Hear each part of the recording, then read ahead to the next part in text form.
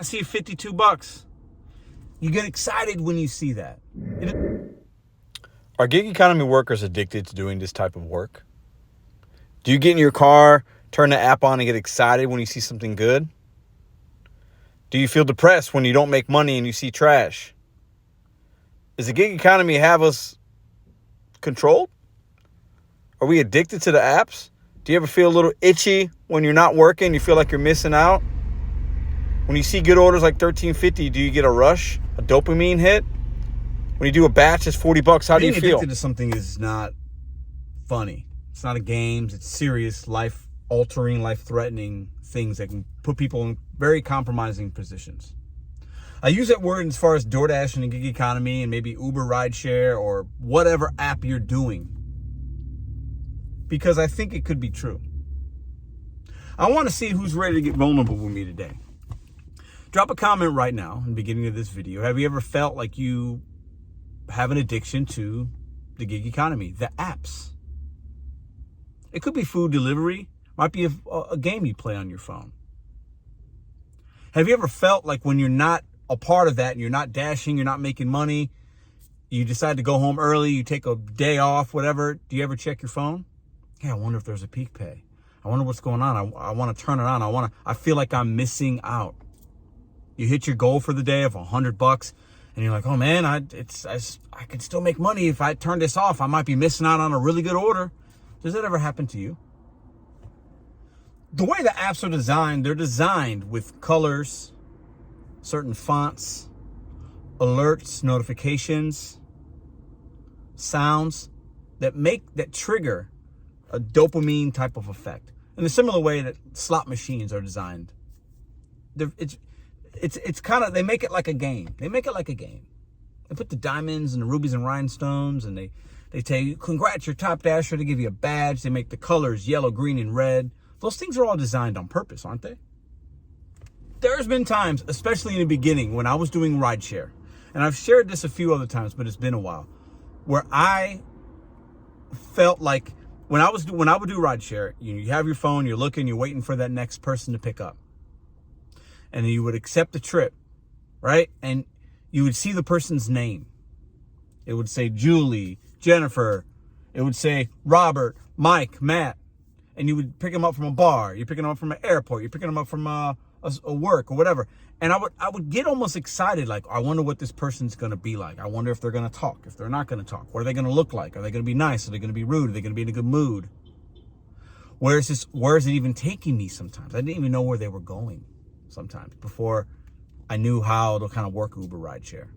And there was an addictive element of the unknown, of not knowing certain things. And that was a little exciting for me. I'm not saying that you had that experience. But DoorDash and other apps and games, they give us that. The unknown and almost like the gambling aspect of it, I think pulls people in and keeps you coming back. Many people have been deactivated. Content creators and regular non-content creators have been deactivated from, let's say, DoorDash.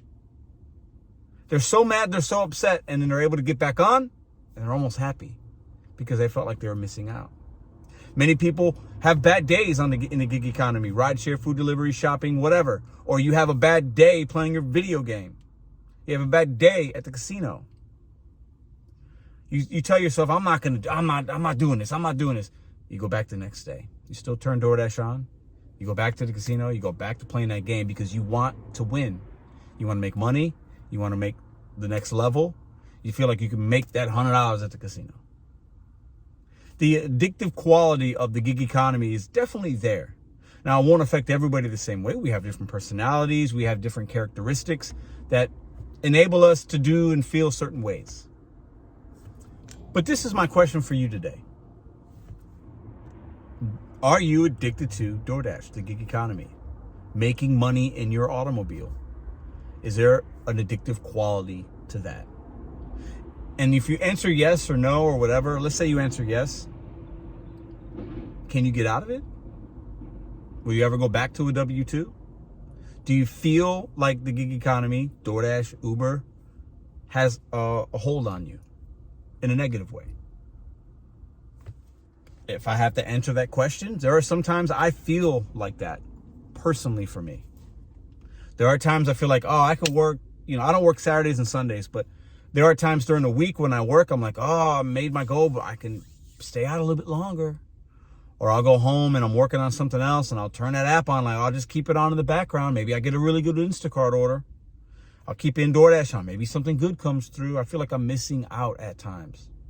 There are times that I do this kind of work and I don't always make ride-alongs. It's been a little while since I've done a ride-along. I do topics, ride-alongs, talk about things, but there are times that I don't need to work.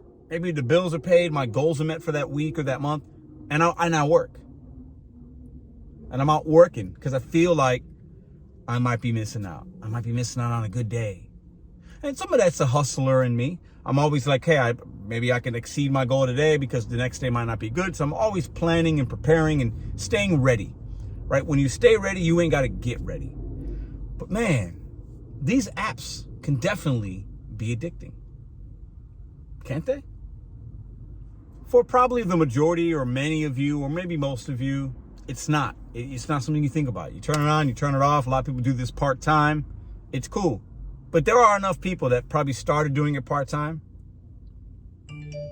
and realized the money and the qualities of the app and whatever, the positive that is given you, and you stayed in the gig economy. And maybe you went full-time or part-time to full-time, and you're making good money. Many of you have left the W-2.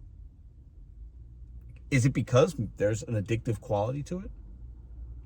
A lot of you probably saying, Pedro, you lost it. You're crazy, bro. This shit's not addicting. I'm not addicted. I'm not addicted. You could be right, but it doesn't mean that others don't feel what I'm saying could be true for them. And I'm not saying we have to change anything. The gig economy, the side hustles, they're here to stay, and they're always going to change and evolve, and opportunities will come and go. But you got to remember what the apps are. Know them for what they are, why they show us what they show us, the colors. Knowledge is power. Knowing is part of it. That way you don't get caught up in the trap of being addicted to the apps where you can't let go. I think a lot of my rideshare brothers and sisters out there hustling, man, a lot of them work a lot of hours and they're in their car and they're just waiting for that next trip, waiting for the next promo. And I definitely believe, especially the rideshare men and women, it's different. It's and you're dealing with people, and it's a different vibe. It just is. And look, as I'm sitting here talking to y'all, I got Instacart on. I mean, I'm doing what I got to do, and I see $52.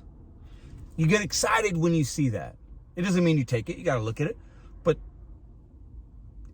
I can't be the only one that when you see certain numbers and when you see certain opportunities, it gives you that dopamine rush. In a similar way you get from other things. This is what I had on my mind today. I had a conversation with somebody, and I meet a lot of people when I'm out doing this kind of work or just out doing whatever. And I exchange really great energy with a lot of people, and we have some cool conversations. And I see people really doing great things in the gig economy, providing for their family. I met a guy, Tony. Shout out to you, man. You might be seeing this. He watches. He was doing this thing with his son today, and he does that sometimes. And it's great. I love to see that. I love to see the hustlers out there hustling and making the gig economy work for them. But I do think some of us might be addicted to that paper chase, that money, the easiness of it. Turning an app on and just boop, boop, whenever I want, and off and on whenever I want. And then you keep it on longer than you might want because you're always feeling like you might be missing out. Let me know what y'all think in the comments down below. I appreciate y'all. I got a special video for y'all tomorrow. See you then.